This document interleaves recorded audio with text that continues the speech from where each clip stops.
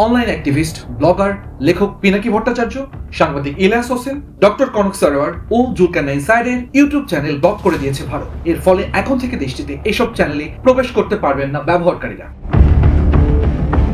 শনিবার 10 মে রাতে নিজের ভেরিফাইড ফেসবুক পেজ থেকে দেয়া পোস্টে এ তথ্য নিশ্চিত করেছেন পিনাকি। পরে জুলকারনাইন সায়েরও তার ইউটিউব চ্যানেল ব্লক করে দেওয়ার বিষয়টি জানান।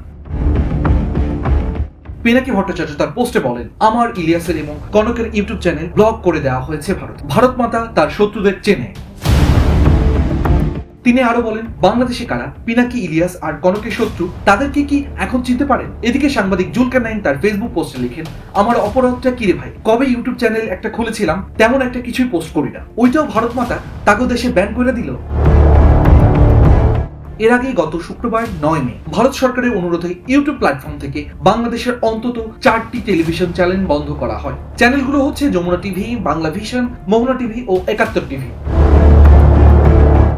ভারত থেকে বিবিসি নিশ্চিত করেছে যে এই 4টি চ্যানেল ভারতের ইউটিউবে দেখা যাচ্ছে না। বাংলাদেশে অন্য আরো বেশ কিছু চ্যানেল দেখা গেলেও এই 4টি চ্যানেল দেখা যাচ্ছে না। সেখানে মেসেজ আসছে, সরকারের নির্দেশে জাতীয় নিরাপত্তা ও জনশৃঙ্খলার কারণে এই কন্টেন্ট ভারতে পাওয়া যাচ্ছে না। ডিসপ্লে ল্যাবের প্রতিবেদনে বলা হয়েছে, ইউটিউবকে ভারতের তথ্য প্রযুক্তি আইন অনুযায়ী যদি কোনো তথ্য জাতীয় নিরাপত্তা, সার্বভৌমত্ব কিংবা জনশৃঙ্খলার জন্য হুমকি বলে সরকার মনে করেন, তাহলে তা ব্লক করার আদেশ দেওয়ার ক্ষমতা রয়েছে।